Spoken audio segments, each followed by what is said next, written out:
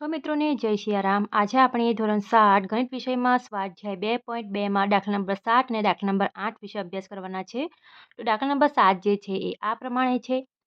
એક car 1 litre પેટ્રોલનો ઉપયોગ કરીને 16 કિમી અંતર કાપે છે. બરાબર. તો તે કારે 2.3/4 લીટર પેટ્રોલનો ઉપયોગ કરીને કેટલું અંતર કાપ્યું હશે? હવે તમે ધ્યાન આપો કે 1 લીટરમાં 16 કિલોમીટરનું અંતર કાપે છે. તો 2.3/4 લીટરમાં કેટલું અંતર એટલે કે કેટલું કિલોમીટરનું અંતર કાપે છે એ આપણે શોધવાનું છે. તો સૌથી પહેલાં આ જે આપણને પૂર્ણાંક આપેલો છે તે આપણે ફેરવી નાખીએ કે 2.3/4 લીટરને આપણે સૌ પ્રથમ ફેરવીએ તો શું થાય? તો 2.3/4 લીટર બરાબર શું થશે? 4 દુ 8 અને 8માં 3 ઉમેરે તો 9, 10, 11. 11/4 લીટર. હવે આપણે પદ માળીશું બરાબર કે 1 લીટર પેટ્રોલનો ઉપયોગ કરીને 16 કિલોમીટરનું અંતર કાપે છે. તો 11/4 લીટર પેટ્રોલનો ઉપયોગ કરીને કેટલું કિલોમીટર કાપશે? બરાબર. લખીશું કે 1 લીટર પેટ્રોલ દ્વારા કપાતું અંતર કેટલું છે? 16 કિમી એટલે કે 16 કિલોમીટર. માટે 11/4 આ છે અને આપણે ફેરવ્યું છે લીટર પેટ્રોલ દ્વારા કપાતું અંતર બરાબર પ્રશ્ન ચિહ્ન, કારણ કે આપણે આ શોધવાનું છે. ત્યાર પછી શું થશે કે આ જે કિંમત છે એ ઉપર જશે અને આ કિંમત છે એ નીચે આવશે. આ ઉપર જશે અને આ નીચે આવશે. એટલે કે ઉપર શું જશે? 11/4. તેની સાથે ગુણાકારમાં કેટલા આવશે? 16. અને આખાના છેદમાં શું આવશે? 1. બરાબર. હવે તો 1નું તો આપણે કઈ વેલ્યુ આવશે નહીં એટલે શું થશે કે 11/4 ગુણ્યા 16 આ પ્રમાણે થશે. હવે આપણે જાણીએ છીએ કે 16 જે છે એ 4ના ઘડિયામાં આવે છે. 4 ચોક 16. 4 ચોક 16. બરાબર. 4 ચોક 16 થાય છે. બાકી શું વધે છે? 11 ગુણ્યા 4. 11 ગુણ્યા 4 લખી લઈશું અને 11 ચોક કેટલા થાય છે? 11 ચોક 44. બરાબર. 44 કિમી એટલે કે કિલોમીટર. એટલે જવાબ શું આવશે કે 2.3/4 લીટર પેટ્રોલનો ઉપયોગ કરીને કાર કેટલું અંતર કાપે છે? 44 કિલોમીટરનું અંતર કાપે છે. તો આ આપણો ફાઇનલ આન્સર છે. તો આ પ્રમાણે દાખલા નંબર 7 જે છે એ પૂર્ણ થાય છે. હવે આપણે દાખલા નંબર 8 ગણીશું. દાખલો નંબર 8માં એમાં ફર્સ્ટ અને સેકન્ડ આપેલું છે. બરાબર. તો ફર્સ્ટમાં આપણે જોઈએ કે બોક્સ એટલે કે ખાનામાં એવી સંખ્યા લખો જેથી 2/3 ગુણ્યા આમાં આપણે જવાબ લખવાના છે. બરાબર. 10/30 થાય. હવે જુઓ 2ને આપણે કઈ સંખ્યા વડે ગુણાકાર કરીએ તો 10 થાય. તો 2ના ઘડિયા બોલો. તો 2ના ઘડિયામાં 2 5 10 આવશે. બરાબર. 2 5 10. ત્યાર પછી અહીં આપણે 3ના ઘડિયા બોલવાના છે.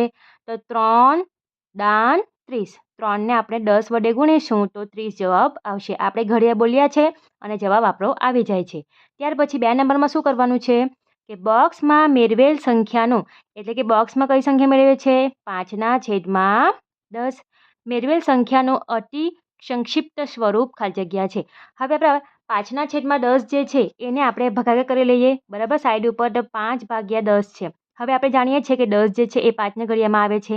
તો 5નો 5 થશે અને 10નો અવયવ 5 દુ 10. 5 5 કેન્સલ થશે એટલે જવાબ શું આવશે? અંશમાં કંઈ નથી એટલે 1 આવશે અને છેદમાં 2. શું આવશે? 1/2. અહીંથી તરત કટ કરતો તો પણ થાય. 5 એકુ 5 અને 5 દુ 10. બરાબર. 1/2 આપણો આન્સર આવે છે. 1/2. બરાબર. ત્યાર પછી બી નંબરનું ફર્સ્ટ ખાનામાં એવી સંખ્યા લખો જેથી 3/5 ગુણ્યા આ બોક્સમાં આપણે જવાબ લખવાનો છે. બરાબર. 24/75 થાય. હવે પાછો આપણે 3ના ઘરે બોલવાનો છે અને 24 જવાબ લાવવાના છે. તો 3ના ઘરે બોલતા આપણા 3 અઠામ 24 થાય છે. બરાબર. હવે 5ના ઘડિયામાં તો 75 આવતો નથી, પરંતુ 15ને આપણે 5 વડે ગુણીએ છીએ. 15 50 75 થાય અને ઘડિયાળ નહીં આવડતો એટલે શું કરવાનું કે બરાબરની નિશાનીમાં આ જે સંખ્યા આપેલી છે તે સંખ્યાને આ સંખ્યા વડે ભાગી લેવાની. જેમ કે 75 ભાગ્યા 5. બરાબર. આપણે અહીંયા ગણતરી કરી લઈએ. 75 અને 5. 5 એકુ 5. બાદબાકી કરીશું તો 2 ઉપરથી 5. 5 પચામ 25. બરાબર. શું આવે છે જવાબ? 15. 15 ગુણ્યા 5 75 થાય. 15 50 75. બરાબર. હવે જે આપણા જવાબ આવ્યા છે એ જવાબ આપણે બોક્સમાં લખવાનો છે. માં મેળવેલ સંખ્યાનું અધિક સંક્ષિપ્ત સ્વરૂપ ખાલી જગ્યા છે. હવે જુઓ, 8ના છેદમાં 15 આપણો જવાબ આવે છે. અહીં આ અંશ થાય અને આ આપણો છેદ થાય. અહીં આપણો અંશ કરતાં છેદ કેવો છે? છેદ મોટો છે. અને છેદ મોટો હોવાથી આપણે એનો ભાગાકાર કરી શકીએ નહીં. અને ભાગાકાર કરીએ તો પોઈન્ટમાં આન્સર આવે છે. એટલે શું લખવાનું આમાં? 8ના છેદમાં 15 જ જવાબ આવશે. બરાબર. 8ના છેદમાં 15 જ એનું અતિ સંક્ષિપ્ત સ્વરૂપ આવશે. બરાબર. એની જગ્યાએ આપણો ધારો કે 15ના છેદમાં 8 હોય તો આપણે એનો ભાગાકાર કરી શકીએ, પરંતુ અહીં છેદ મોટો છે એટલે આપણે ભાગાકાર કરી શકીએ નહીં. બરાબર. એટલે જવાબ શું આવશે? 8ના છેદમાં 15. તો આ પ્રમાણે દાખલા નંબર 8 જે છે એ પણ પૂર્ણ થાય છે. એકદમ સરળ છે. ઘડિયા બોલવાના છે. અહીં 2ના ઘડિયામાં 10 ક્યારે આવે છે તે આપણે બોલવાનું છે. 2 પચામ 10 અને 3 દાન 30. બરાબર. અને 5ને 10 વડે ભાગીએ તો 5 એકુ 5 અને 5 દુ 10 આપણે અવયવ પાડી લીધા છે અને 1ના છેદમાં 2 જવાબ આવે છે. તો 1ના છેદમાં 2 આપણે લખી લીધા છે. બરાબર. અને અહીં આપણે 3ના ઘડિયા બોલીએ છીએ તો 24 આવે છે અને 15 50 75 થાય છે. એને આપણે અતિ સંક્ષિપ્ત સ્વરૂપમાં ભાગાકાર સ્વરૂપે લખી શકીએ નહીં, એટલે કે જે આપણો અહીં આન્સર છે તે જ અહીં આપણો આન્સર આવશે. બરાબર. તો આ આપણો 8 નંબરનો જે દાખલો છે એ પૂર્ણ થાય છે. વિડીયો કેવું લાગ્યું એ જણાવજો. વિડીયોને લાઇક કરજો, મિત્રોમાં શેર કરજો, ચેનલને સબસ્ક્રાઈબ કરતા રહેજો. મળીએ આપણે આગળના વિડીયોમાં નવા સ્વાધ્યાય સાથે. સૌને જય સિયારામ.